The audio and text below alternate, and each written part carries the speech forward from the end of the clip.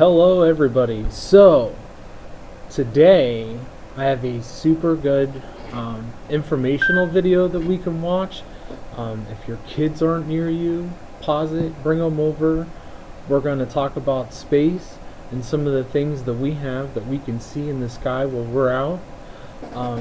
So let's get started. There's 8 planets in the solar system. So we have Mercury, Venus, Earth, Jupiter, Saturn, Uranus, and Neptune.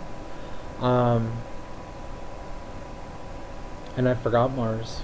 Mars is important because if you've ever watched any videos, whether it be on YouTube or on a show, Mars is one of those planets that is close enough and it is feasible for us to go there. And by feasible, I mean we're capable of going there with just a little bit of ingenuity and a little bit of time.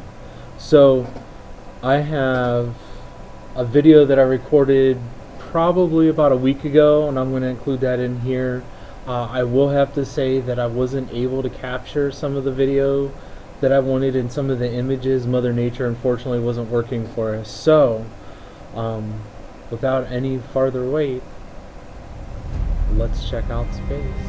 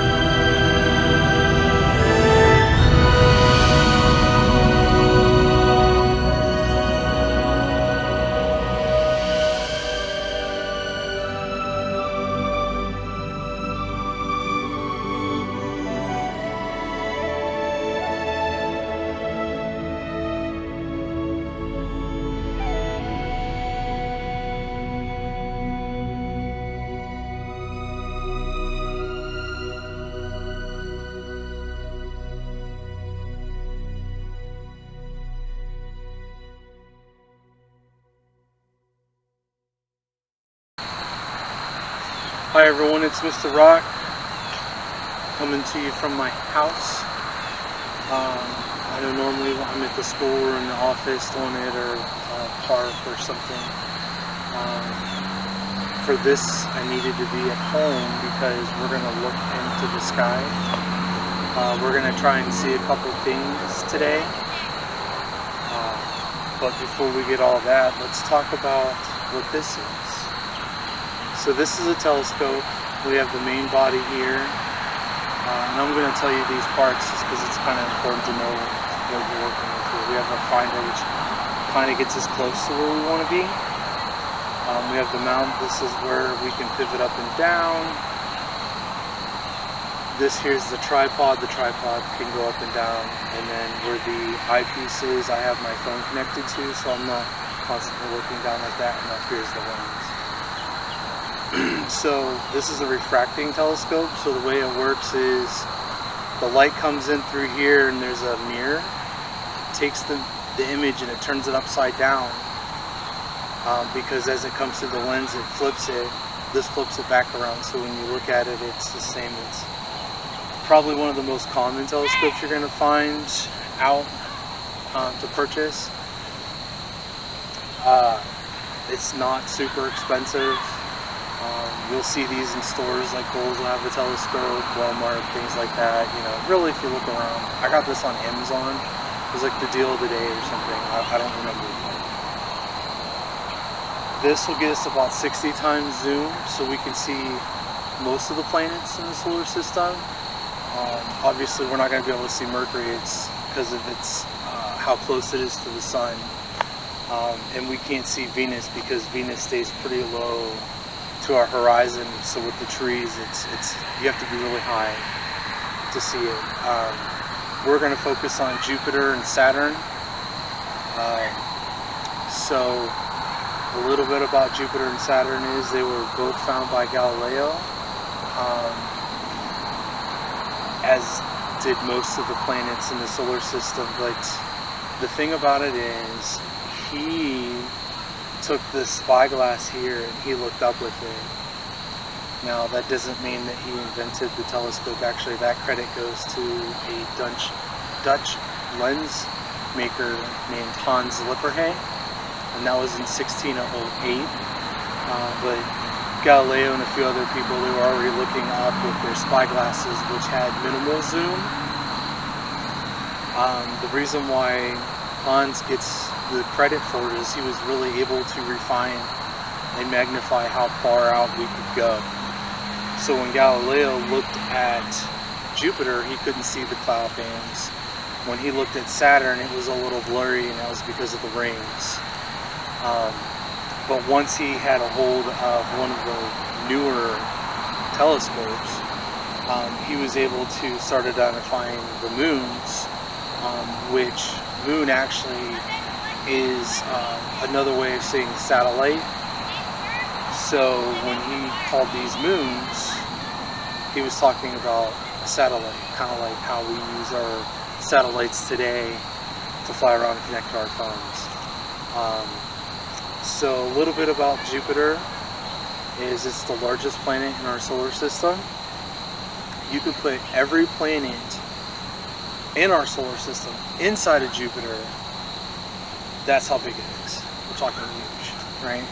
And then the second biggest would be Saturn, and that's kind of why we're looking at them today, because they're not always around. So we have perfect view here. Saturn's the second biggest, but just to kind of give you a scale comparison, now remember, that still fits inside of Jupiter with all the other ones, so it's much, much smaller.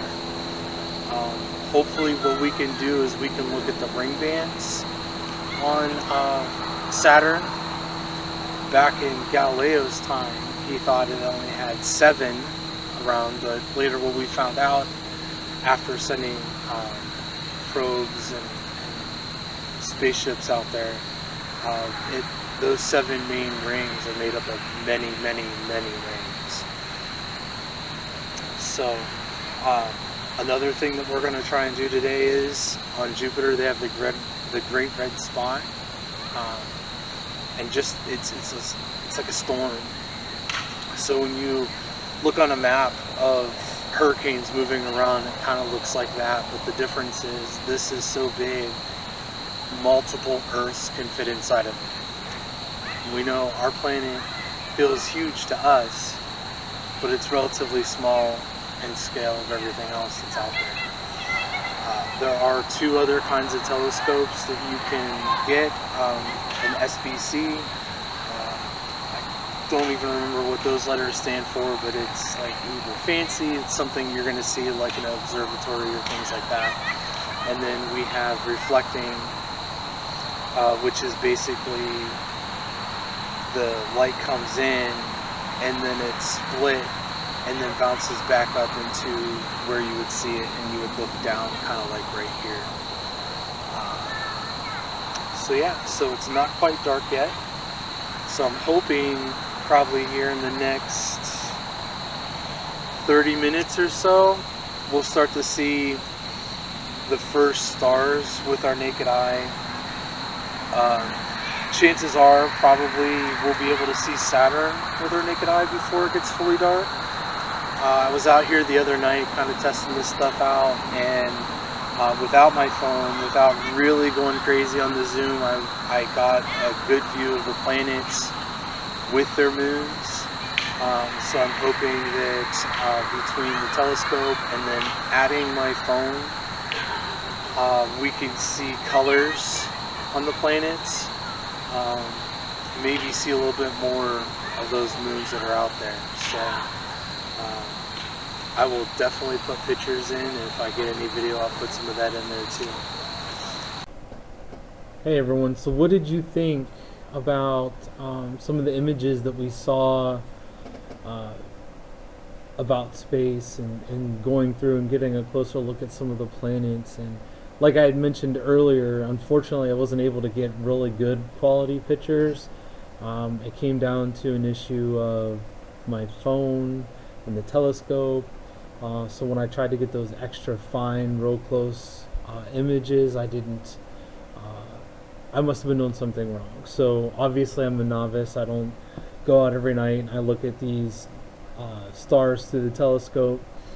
I'm sure anytime you guys have been out, you've looked up and seen all the little tiny dots.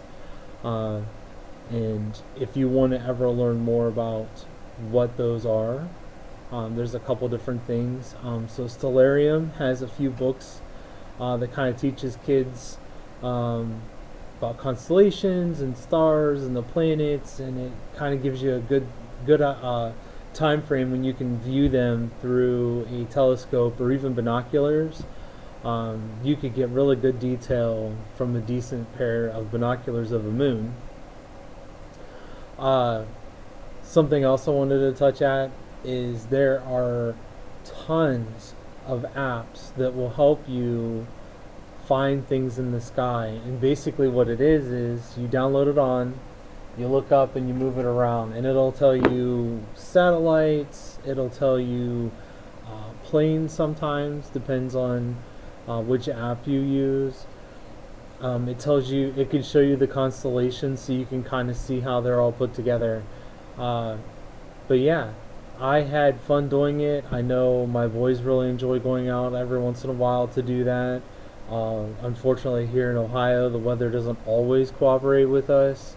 I know I wanted to do this video earlier in the year, but unfortunately I couldn't do that because of the fires out west. So I hope that you guys enjoyed it, and if you want, you can like the video and subscribe. I'm always working on new stuff, and if you have any ideas or something you want to see, please let me know. I would love to get that out for you.